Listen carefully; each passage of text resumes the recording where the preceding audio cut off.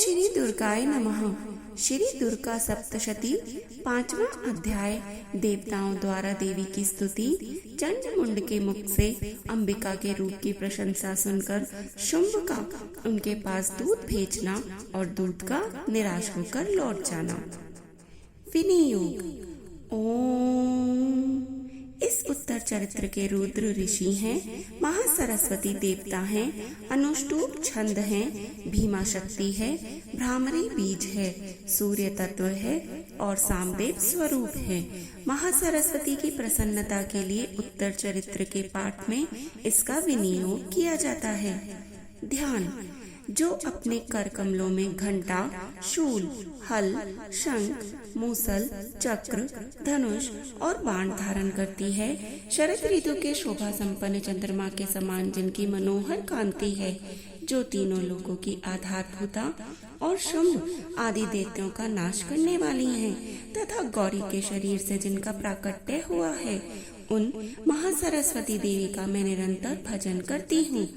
ऋषि कहते हैं, पूर्व काल में शुंभ तथा निशुंभ नामक असुरों ने अपने बल के घमंड में आकर शचीपति इंद्र के हाथ से तीनों लोकों का राज्य और यज्ञ भाग छीन लिए।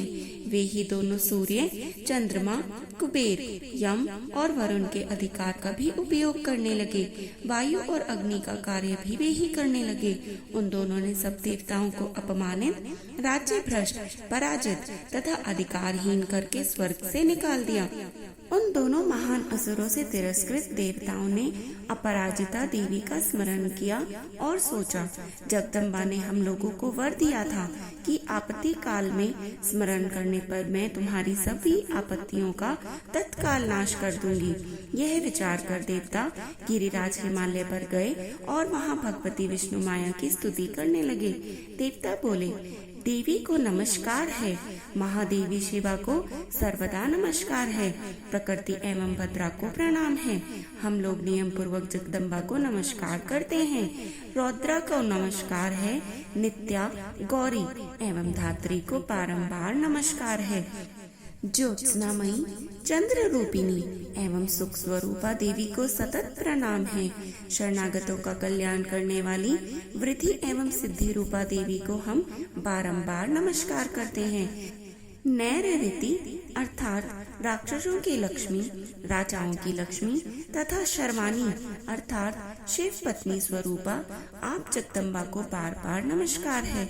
दुर्गा, दुर्ग पारा अर्थात दुर्गम संकट से पार उतारने वाली। सारा अर्थात सबकी सारभूता, सर्वकारिणी। ख्याति, कृष्णा और धूम्रा देवी को सर्वदा नमस्कार है। अत्यंत सौम्य तथा अत्यंत रौद्र रूपा देवी को हम नमस्कार करते हैं, उन्हें हमारा बारंबार प्रणाम है। जगत की आधारभूता कृति देवी को बारंबार नमस्कार है। जो देवी सब प्राणियों में विष्णु माया के नाम से कही जाती है, उनको नमस्कार, उनको नमस्कार, उनको बारंबार नमस्कार है। जो देवी सब प्राणियों में चेतना कहलाती है, उनको नमस्कार, उनको नमस्कार, उनको बारंबार नमस्कार है। जो देवी सब प्राणियों में बुद्धि रूप से स्थित है, उनको नमस्कार, उनको नमस्कार, उनको बारंबार नमस्कार है। जो देवी सब प्राणियों में निद्रा रूप से स्थित है, उनको नमस्कार, उनको नमस्कार, उनको बारंबार नमस्कार है। जो देवी सब प्राणियों में क्षुधा रूप से स्थित है, उनको नमस्कार, उनको नमस्कार, उनको बारंबार नमस्कार है।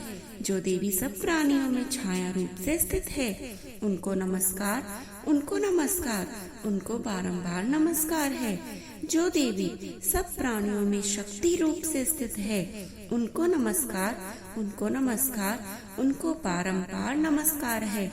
जो देवी सब प्राणियों में तृष्णा रूप से स्थित है, उनको नमस्कार, उनको नमस्कार, उनको बारंबार नमस्कार है।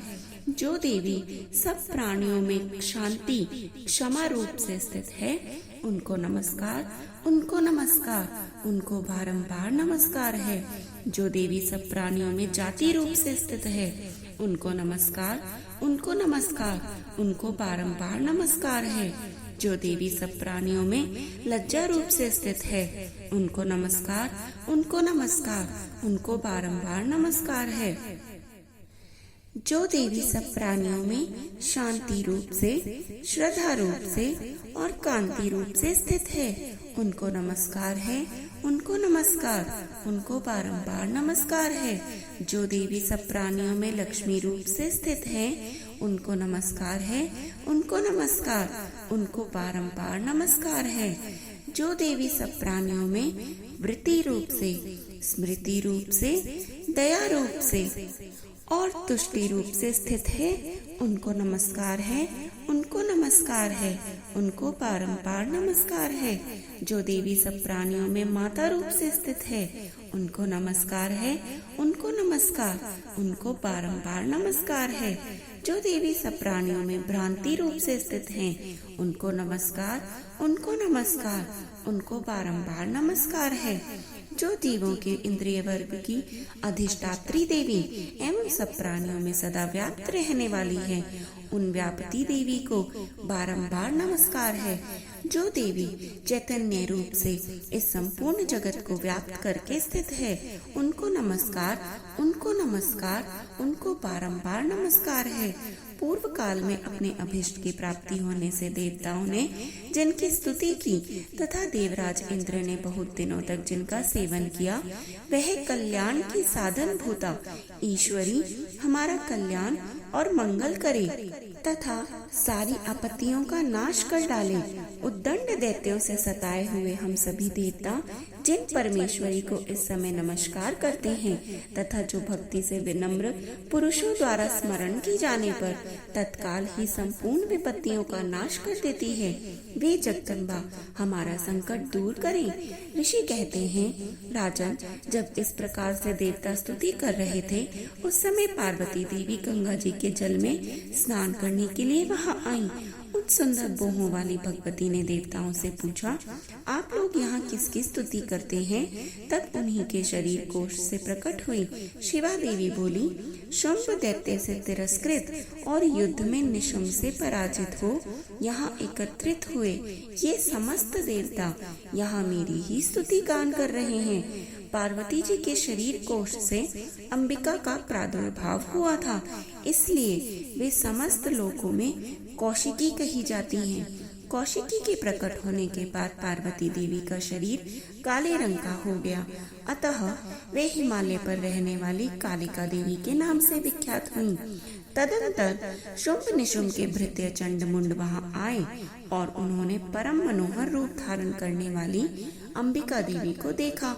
फिर वे शुंभ के पास जाकर बोले, महाराज, एक अत्यंत मनोहर स्त्री है जो अपनी दिव्य कांति से हिमालय को प्रकाशित कर रही है।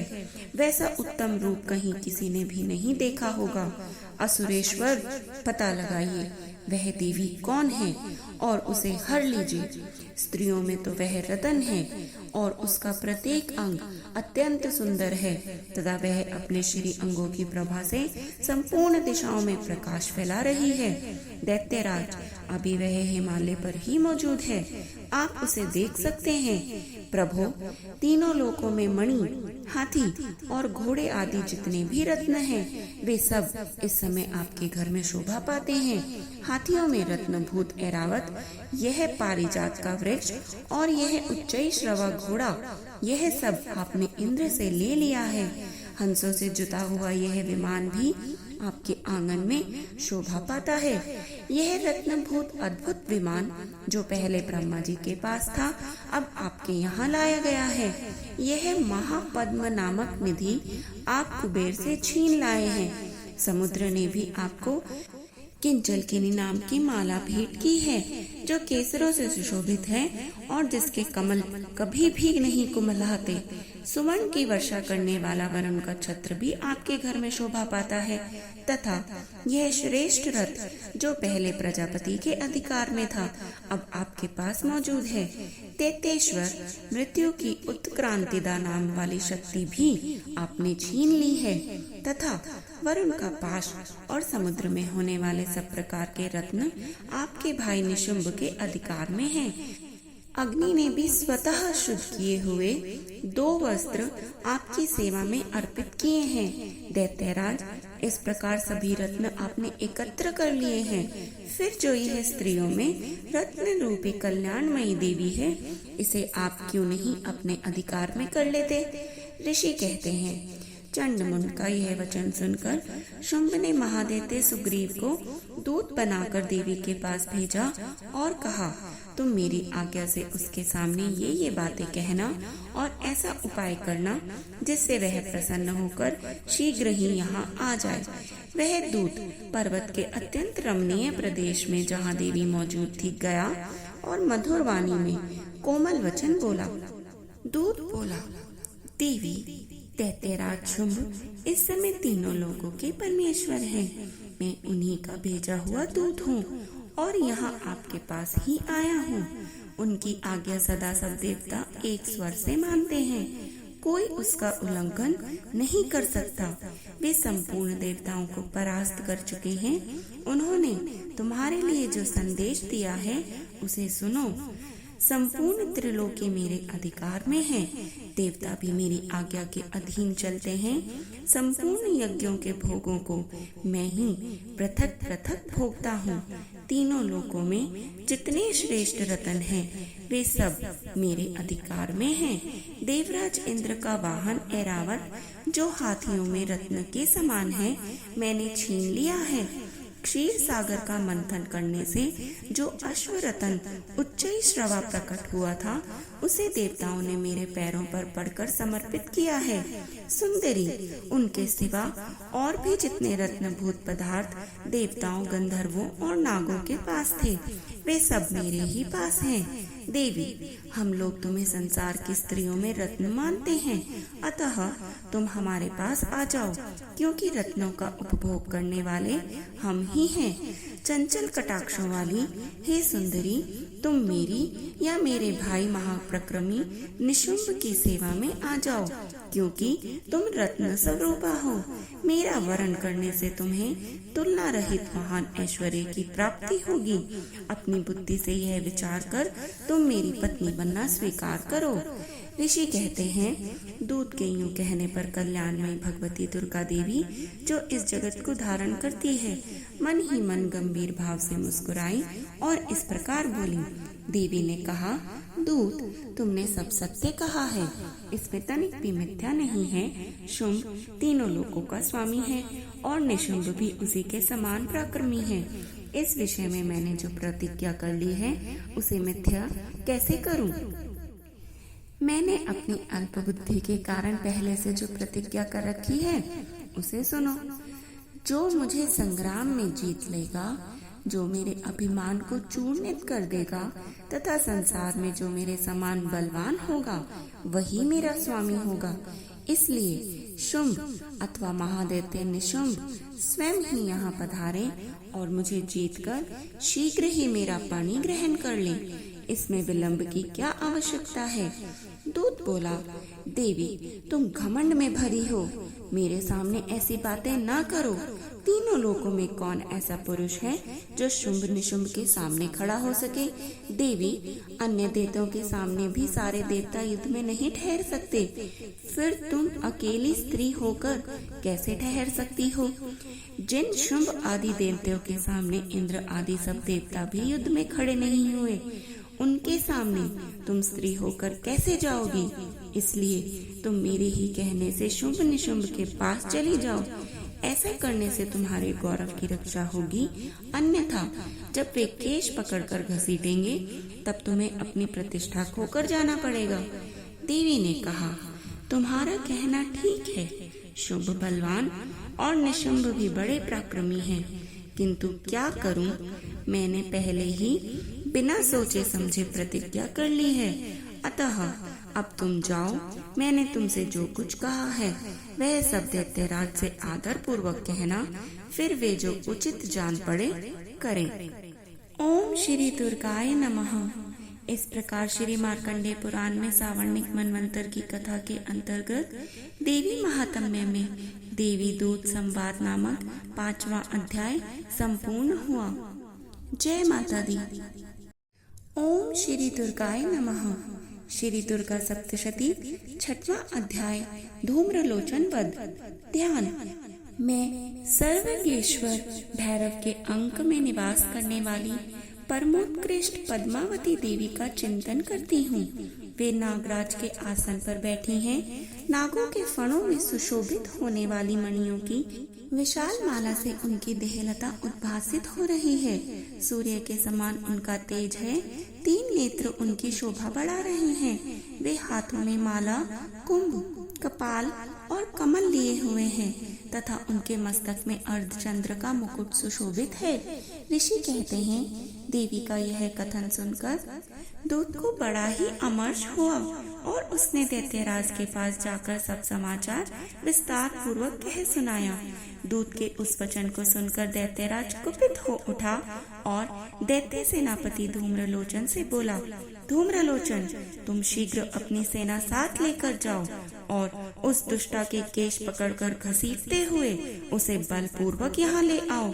उसकी रक्षा करने के लिए यदि कोई दूसरा खड़ा हो तो वह देवता, यक्ष अथवा गंधर्व ही क्यों न हो, उसे अवश्य ही मार डालना। ऋषि कहते हैं, शुंभ के इस प्रकार आज्ञा देने पर वह धूम्रलोचन दैत्य 60,000 असुरों की सेना को साथ लेकर वहां से तुरंत चल दिया। वहां पहुंचकर उसने हिमालय पर रहने वाली देवी को देखा और ललकार कर कहा, अरे तो शुंभ निशुंभ के पास चल। यदि इस समय प्रसन्नता पूर्वक मेरे स्वामी के समीप नहीं चलेगी तो मैं बल पूर्वक झोंटा पकड़कर घसीटते हुए तुझे ले चलूंगा। देवी बोली, तुम्हें दैत्यों के राजा ने भेजा है। तुम स्वयं भी बलवान हो और तुम्हारे साथ विशाल सेना भी है। ऐसी दशा में यदि मुझे बलपूर्वक ले चलोगे तो मैं तुम्हारा क्या कर सकती हूँ। ऋषि कहते हैं, देवी के यूं कहने पर असुर धूम्रलोचन उनकी ओर दौड़ा। तब अंबिका ने हुम शब्द के उच्चारण मात्र से उसे भस्म कर दिया। फिर तो क्रोध में भरी हुई दैत्यों की विशाल सेना और अंबिका ने एक दूसरे पर तीखे सहायकों, शक्तियों और फरसों की वर्षा आरंभ कर दी। इतने में ही देवी का वाहन सिंह क्रोध में भरकर भयंकर गर्जना करके गर्दन के बालों को हिलाता हुआ असुरों की सेना में कूद पड़ा। उसने कुछ दैत्यों को पंजों की मार से, कितनों को अपने जबड़ों से और कितने ही महादैत्यों को पटक कर होठ की दाढ़ों से घायल करके मार डाला। उस सिंह ने अपने नखों से कितनों के पेट फाड़ डाले और थप्पड़ मारकर कितनों के सिर धड़ से अलग कर दिए। कितनों की भुजाएं और मस्तक काट डाले और अपनी गर्दन के बाल हिलाते हुए उसने दूसरे दैत्यों के पेट फाड़कर उनका रक्त चूस लिया। अत्यंत क्रोध में भरे हुए देवी के वाहन उस महाबली सिंह ने क्षण भर में ही असुरों की सारी सेना का संहार कर डाला। शुंभ ने जब सुना कि देवी ने धूम्रलोचन असुर को मार डाला तथा उसके सिंह ने सारी सेना का सफाया कर डाला, तब उस दैत्यराज को बड़ा क्रोध हुआ। उसका होठ कांपने लगा। उसने चंड और मुंड नामक 2 महादैत्यों को आज्ञा दी, हे चंड और हे मुंड, तुम लोग बहुत बड़ी सेना लेकर वहां जाओ। उस देवी के झोंटे पकड़कर अथवा उसे बांधकर शीघ्र यहाँ ले आओ। यदि इस प्रकार उसको लाने में संदेह हो तो युद्ध में सब प्रकार के अस्त्र शस्त्र और समस्त आसुरी सेना का प्रयोग करके उसकी हत्या कर डालना। उस दुष्टा की हत्या होने तथा सिंह के भी मारे जाने पर उस अंबिका को बांधकर साथ ले शीघ्र ही लौट आना। ओम श्री दुर्गाय नमः। इस प्रकार श्री मार्कंडेय पुराण में सावर्णिक मनवंतर की कथा के अंतर्गत देवी महात्म्य में धूम्रलोचन वध नामक 6वां अध्याय संपूर्ण हुआ। जय माता दी। ओम श्री दुर्गाय नमः। श्री दुर्गा सप्तशती 7वां अध्याय चंड और मुंड का वध। ध्यान। मैं मातंगी देवी का ध्यान करती हूँ। वे रत्नमय सिंहासन पर बैठकर पढ़ते हुए तोते का मधुर शब्द सुन रही हैं। उनके शरीर का वर्ण श्याम है। वे अपना एक पैर कमल पर रखे हुए हैं और मस्तक पर अर्धचंद्र धारण करती हैं तथा कलहार पुष्पों की माला धारण किए वीणा बजाती हैं। उनके अंग में कसी हुई चोली शोभा पा रही है। वे लाल रंग की साड़ी पहने हाथ में शंख में पात्र लिए हुए हैं। उनके बदन पर मधु का हल्का हल्का प्रभाव जान पड़ता है और ललाट में बेंदी शोभा दे रही है। ऋषि कहते हैं, तदंतर शुंभ की आज्ञा पाकर वे चंड मुंड आदि दैत्य चतुरांगनी सेना के साथ अस्त्र शस्त्रों से सुसज्जित होकर चल दिए। फिर गिरिराज हिमालय के सुवर्ण में ऊंचे शिखर पर पहुंचकर उन्होंने सिंह पर बैठी उस देवी को देखा। वे मंद मंद मुस्कुरा रही थीं। उन्हें देखकर दैत्य लोग तत्परता से पकड़ने का उद्योग करने लगे। किसी ने धनुष तान लिया, किसी ने तलवार संभाली और कुछ लोग देवी के पास आकर खड़े हो गए। तब अंबिका ने उन शत्रुओं के प्रति बड़ा क्रोध किया। उस समय क्रोध के कारण उनका मुख काला पड़ गया, ललाट में बोहें टेढ़ी हो गई और वहां से तुरंत विकराल मुखी काली प्रकट हुई, जो तलवार और पाश लिए हुई थी। वे विचित्र खड़ग बाण धारण किए और चीते के चम्र की साड़ी पहन नरमुंडों की माला से विभूषित थीं। उनके शरीर का मांस सूख गया था, केवल हड्डियों का सा ढांचा था, जिससे वे अत्यंत भयंकर जान पड़ती थीं। उनका मुख बहुत विशाल था, जीभ लपलपाने के कारण वे और भी डरावनी प्रतीत होती थीं। उनकी आंखें भीतर को धसी हुई और कुछ लाल थी। वे अपनी भयंकर गर्जना से संपूर्ण दिशाओं को गुंजा रही थीं।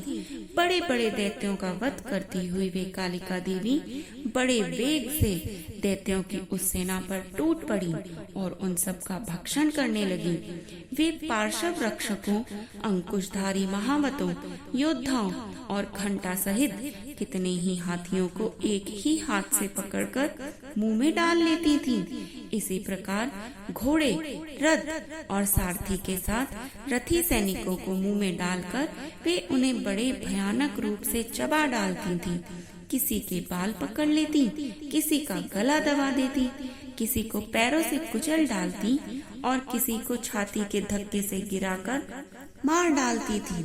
वे असुरों के छोड़े हुए बड़े बड़े अस्त्र शस्त्र मुंह से पकड़ लेती और रोष में भरकर उनको दांतों से पीस डालती थी।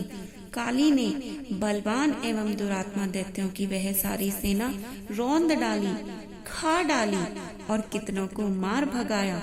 कोई तलवार के घाट उतारे गए, कोई खड़ग वाहन से पीटे गए और कितने ही असुर दांतों के अग्रभाग से कुचले जाकर मृत्यु को प्राप्त हुए। इस प्रकार देवी ने असुरों की उस सारी सेना को क्षण भर में मार गिराया। यह देखकर चंड उन अत्यंत भयानककारी देवी की ओर दौड़ा तथा महादैत्य मुंड ने भी अत्यंत भयंकर बाणों की वर्षा से तथा हजारों बार चलाए हुए चक्रों से उन भयानक नेत्रों वाली देवी को आच्छादित कर दिया। वे अनेकों चक्र देवी के मुख में समाते हुए ऐसे जान पड़े जैसे कि मानो सूर्यों के बहुतेरे मंडल बादलों के उदर में प्रवेश कर रहे हों। तब भयंकर गर्जना करने वाली काली ने अत्यंत रोष में भरकर विकट अट्टहास किया। उस समय उनके विकराल बदन के भीतर कठिनता से देखे जा सकने वाले दांतों की प्रभा से वे अत्यंत उज्जवल दिखाई पड़ती थीं। देवी ने बहुत बड़ी तलवार हाथ में लेकर हम का उच्चारण करके चंड पर धावा किया और उसके केश पकड़कर उसी तलवार से उसका मस्तक काट डाला। चंड को मारा गया देखकर मुंड भी देवी की ओर दौड़ा। तब देवी ने रोष में भरकर उसे भी तलवार से घायल करके धरती पर सुला दिया। महाप्रक्रमी चंड और मुंड को मारा गया देख मरने से बची हुई बाकी सेना भय से व्याकुल होकर चारों ओर भाग गई। तदंतर काली ने चंड और मुंड का मस्तक हाथ में ले चंडिका के पास जाकर प्रचंड अट्टहास करते हुए कहा, देवी, मैंने चंड और मुंड नामक इन दो महापशुओं को तुम्हें भेंट किया है। अब युद्ध यज्ञ में तुम शुंभ और निशुंभ का स्वयं ही वध करना। ऋषि कहते हैं, वहां लाए हुए उन चंड मुंड नामक महादैत्यों को देखकर कल्याणमयी चंडी ने काली से मधुर वाणी में कहा, देवी, तुम चंड और मुंड को लेकर मेरे पास आई हो, इसलिए संसार में चामुंडा के नाम से तुम्हारी ख्याति होगी। जय मां चामुंडा, जय माँ दुर्गा, जय माँ कालिका। इस प्रकार श्री मार्कंडेय पुराण में सावर्णिक मनवंतर की कथा के अंतर्गत देवी महात्म्य में चंडमुंड वध नामक 7वां अध्याय संपूर्ण हुआ। ओम श्री दुर्गाय नमः। श्री दुर्गा सप्तशती 8वां अध्याय रक्त बीज वध। ध्यान। मैं अणिमा आदि सिद्धिमयी किरणों से आवृत भवानी का ध्यान करती हूँ। उनके शरीर का रंग लाल है, नेत्रों में करुणा लहरा रही है तथा हाथों में पाश, अंकुश, बाण और धनुष शोभा पाते हैं। ऋषि कहते हैं, चंड और मुंड नामक दैत्यों के मारे जाने तथा बहुत सी सेना का संहार हो जाने पर दैत्यों के राजा प्रतापी शुंभ के मन में बड़ा क्रोध हुआ और उसने दैत्यों की संपूर्ण सेना को युद्ध के लिए कूच करने की आज्ञा दे दी। वह बोला, आज उदायुद्ध नाम के 86 दैत्य सेनापति अपनी सेनाओं के साथ युद्ध के लिए प्रस्थान करें। कंबू नाम वाले दैत्यों के 84 सेना नायक अपनी वाहिनी से घिरे हुए यात्रा करें। 50 कोटि वीर्य कुल के और 100 धूम्र कुल के असुर सेनापति मेरी आज्ञा से सेना सहित कूच करें। कालक, दोहृद, मौर्य और काल के असुर भी युद्ध के लिए तैयार होकर मेरी आज्ञा से तुरंत प्रस्थान करें। भयानक शासन करने वाला असुर राज शुंभ इस प्रकार आज्ञा देकर सहस्त्रों बड़ी बड़ी सेनाओं के साथ युद्ध के लिए प्रस्थित हुआ। उसकी अत्यंत भयंकर सेना आती देख चंडिका ने अपने धनुष की टंकार से पृथ्वी और आकाश के बीच का भाग गुंजा दिया। राजन, तदंतर देवी के सिंह ने भी बड़े जोर जोर से दहाड़ना आरंभ किया। फिर अंबिका मात ने घंटे के शब्द से उस ध्वनि को और भी बढ़ा दिया। धनुष की टंकार, सिंह की दहाड़ और घंटे की ध्वनि से संपूर्ण दिशाएं गूंज उठी। उस भयंकर शब्द से काली ने अपने विकराल मुख को और भी बढ़ा लिया और इस प्रकार वे विजयिनी हुई। उस तुमुल नाद को सुनकर दैत्यों की सेनाओं ने चारों ओर से आकर चंडिका देवी, सिंह तथा काली देवी को क्रोध पूर्वक घेर लिया। राजन, इसी बीच में असुरों के विनाश तथा देवताओं के अभ्युदय के लिए ब्रह्मा, शिव, कार्तिकेय, विष्णु तथा इंद्र आदि देवों की शक्तियाँ जो अत्यंत पराक्रम और बल से संपन्न थीं, उनके शरीरों से निकलकर उन्हीं के रूप में चंडिका देवी के पास गईं। जिस देवता का जैसा रूप, जैसी वेशभूषा और जैसा वाहन है, ठीक वैसे ही साधनों से संपन्न हो उनकी शक्ति असुरों से युद्ध करने के लिए आ गई। सबसे पहले हंस युक्त विमान पर बैठी हुई अक्षसूत्र और कमंडलों से सुशोभित ब्रह्मा जी की शक्ति उपस्थित हुई, जिसे ब्रह्मानी कहते हैं। महादेव जी की शक्ति वृषभ पर आरूढ़ हो, हाथों में श्रेष्ठ त्रिशूल धारण किए, महानाग का कणक पहने, मस्तक में चंद्र रेखा से विभूषित हो वहां आ पहुँचे। कार्तिकेय जी की शक्ति रूपा जगदम्बिका उन्हीं का रूप धारण की श्रेष्ठ मयूर पर आरूढ़ होकर हाथ में शक्ति लिए दैत्यों से युद्ध करने के लिए आई। इसी प्रकार भगवान विष्णु की शक्ति गरुड़ पर विराजमान होकर शंख, चक्र, गदा, शांग्र धनुष और खड़ग हाथ में लिए वहां आई। अनुपम यज्ञावराह का रूप धारण करने वाले श्री हरि की जो शक्ति है, वह भी वाराह शरीर धारण करके वहां उपस्थित हुई। नारसिंही शक्ति भी नरसिंह के समान शरीर धारण करके वहां पहुंच गई। उनकी गर्दन के बालों के झटके से आकाश के तारे बिखरे पड़ते थे। इसी प्रकार इंद्र की शक्ति ब्रज हाथ में लिए गजराज ऐरावत पर बैठकर आई। उसके भी सहस्त्र नेत्र थे। इंद्र का जैसा रूप है वैसा ही उसका भी था। तदंतर उन देव शक्तियों से घिरे हुए महादेव जी ने चंडिका से कहा, मेरी प्रसन्नता के लिए तुम शीघ्र ही इन असुरों का संहार करो। तब देवी के शरीर से अत्यंत भयानक और परम उग्र चंडिका शक्ति प्रकट हुई, जो सैकड़ों गीदड़ियों की भांति आवाज करने वाली थी। उस अपराजिता देवी ने धूमिल जटा वाले महादेव जी से कहा, भगवान, आप शुंभ निशुंभ के पास दूत बनकर जाइए और उन अत्यंत गर्वीले दानव शुंभ एवं निशुंभ दोनों से ऐसा कहिए। साथ ही उनके अतिरिक्त भी जो दानव युद्ध के लिए वहां उपस्थित हों उनको भी यह संदेश दीजिए, दैत्यों, यदि तुम जीवित रहना चाहते हो तो पाताल को लौट जाओ। इंद्र को त्रिलोकी का राज्य मिल जाए और देवता यज्ञ भाग का उपयोग करें। यदि बल के घमंड में आकर तुम युद्ध की अभिलाषा रखते हो तो आओ, मेरी शिवाएं, मेरी योगिनियां तुम्हारे कच्चे मांस से तृप्त हो। चूंकि उस देवी ने भगवान शिव को दूत के कार्य में नियुक्त किया था, इसलिए वह शिव दूती के नाम से संसार में विख्यात हुई। वे महादेवते भी भगवान शिव के मुंह से देवी के वचन सुनकर क्रोध में भर गए और जहाँ कात्यायनी विराजमान थी उस ओर बढ़ चले। तदंतर वे दैत्य अमर्ष में भरकर पहले ही देवी के ऊपर बाण शक्ति और रिष्टि आदि अस्त्रों की वृष्टि करने लगे। तब देवी ने भी खेल ही खेल में धनुष की टंकार की और उससे छोड़े हुए बड़े बड़े बाणों द्वारा देवताओं के चलाए हुए बाण, शूल, शक्ति और फरसों को काट डाला।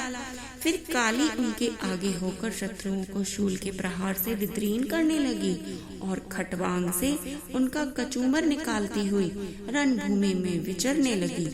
ब्रह्माणी भी जिस जिस ओर दौड़ती उसी उसी ओर अपने कमंडलों का जल छिड़क कर शत्रुओं के ओज और पराक्रम को नष्ट कर देती थी। माहेश्वरी ने त्रिशूल से तथा वैष्णवी ने चक्र से और अत्यंत क्रोध में भरी हुई कुमार कार्तिकेय की शक्ति से दैत्यों का संहार आरंभ किया।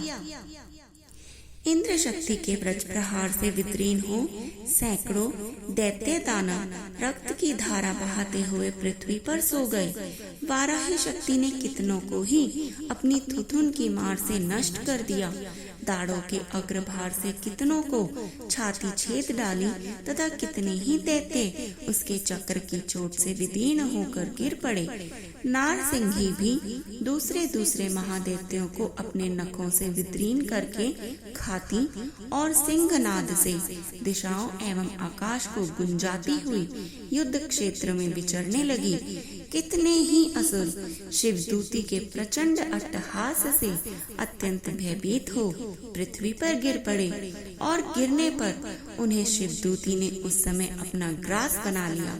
इस प्रकार क्रोध में भरे हुए मातृगणों को नाना प्रकार के उपायों से बड़े बड़े असुरों का मर्दन करते देख दैत्य सैनिक भाग खड़े हुए। मातृगणों से पीड़ित दैत्यों को युद्ध से भागते देखकर रक्तबीज नामक महादैत्य क्रोध में भरकर युद्ध करने के लिए आया। उसके शरीर से जब रक्त की बूंद पृथ्वी पर गिरती तब उसी के समान शक्तिशाली एक दूसरा महादैत्य पृथ्वी पर पैदा हो जाता। महासुर रक्तबीज हाथ में गदा लेकर इंद्र शक्ति के साथ युद्ध करने लगा। तब इंद्री ने अपने वज्र से रक्तबीज को मारा। वज्र से घायल होने पर उसके शरीर से बहुत सा रक्त चूने लगा और उससे उसी के समान समरूप तथा पराक्रम वाले योद्धा उत्पन्न होने लगे। उसके शरीर से रक्त की जितनी बूंदें गिरी उतने ही पुरुष उत्पन्न हो गए। वे सब रक्त बीज के समान ही वीरवान, बलवान तथा पराक्रमी थे। वे रक्त से उत्पन्न होने वाले पुरुष भी अत्यंत भयंकर अस्त्र शस्त्रों का प्रहार करते हुए वहां मातृगणों के साथ घोर युद्ध करने लगे। पुनः वज्र के प्रहार से जब उसका मस्तक घायल हुआ तब रक्त बहने लगा और उससे हजारों पुरुष उत्पन्न हो गए। वैष्णवी ने युद्ध में रक्त बीज पर चक्र का प्रहार किया और इंद्री ने उस दैत्य सेनापति को गदा से चोट पहुंचाई। वैष्णवी के चक्र से घायल होने पर उसके शरीर से जो रक्त बहा और उससे जो उसी के बराबर आकार वाले सहस्त्रों महादैत्य प्रकट हुए, उनके द्वारा संपूर्ण जगत व्याप्त हो गया। कुमारी ने शक्ति से, वाराही ने खड्ग से और माहेश्वरी ने त्रिशूल से महादैत्य रक्तबीज को घायल किया। क्रोध में भरे हुए उस महादैत्य रक्तबीज ने भी गदा से सभी मातृ शक्तियों पर पृथक पृथक प्रहार किया। शक्ति और शूल आदि से अनेक बार घायल होने पर जो उसके शरीर से रक्त की धारा पृथ्वी पर गिरी, उसने भी निश्चय ही सैकड़ों अन्य असुर उत्पन्न कर दिए। इस प्रकार उस महादैत्य के रक्त से प्रकट हुए असुरों द्वारा संपूर्ण जगत व्याप्त हो गया। इससे उन देवताओं का बड़ा भय हुआ। देवताओं को उदास देख चंडिका ने काली से शीघ्रता पूर्वक कहा, चामुंडे, तुम अपना मुख और भी फैलाओ तथा मेरे शस्त्रपात से गिरने वाले रक्त बिंदुओं और उनसे उत्पन्न होने वाले महादैत्यों को तुम अपने इस उतावले मुख से तुरंत खा जाओ। इस प्रकार रक्त से उत्पन्न होने वाले महादैत्यों का भक्षण करती हुई तुम रण में विचरती रहो। ऐसा करने से उस दैत्य का सारा रक्त क्षीण हो जाने पर वह स्वयं भी नष्ट हो जाएगा। उन भयंकर दैत्यों को जब तुम खा जाओगी तब दूसरे नए दैत्य उत्पन्न नहीं हो सकेंगे। काली से इस प्रकार कहकर चंडिका देवी ने शूल से रक्त बीज को मारा और काली ने अपने मुख में उसका रक्त ले लिया। तब उसने वहां चंडिका पर गदा से प्रहार किया, किंतु उस गदापात ने देवी को तनिक भी वेदना नहीं पहुंचाई। रक्त बीज के घायल शरीर से बहुत सा रक्त गिरा, किंतु जो ही वह गिरा त्यों ही चामुंडा देवी ने उसे अपने मुख में ले लिया। रक्त गिरने से काली के मुख में जो महादैत्य उत्पन्न हुए उन्हें भी वह चट कर गई और उसने रक्त बीज का रक्त भी पी लिया। तदंतर देवी ने रक्त बीज को, जिसका रक्त चामुंडा ने पी लिया था, वज्र, बाण, खड्ग तथा रिष्टि आदि से मार डाला। राजन, इस प्रकार शस्त्रों के समुदाय से आहत एवं रक्तहीन हुआ महादैत्य रक्त बीज पृथ्वी पर गिर पड़ा। हे नरेश्वर, इससे देवताओं को अनुपम हर्ष की प्राप्ति हुई और मातृगण उन असुरों के रक्तपान के मद से उद्यत सा होकर नृत्य करने लगी। जय देवी माँ, जय माँ चामुंडा, जय माँ कालिका। इस प्रकार श्री मार्कंडेय पुराण में सावर्णिक मनवंतर की कथा के अंतर्गत देवी महात्म्य में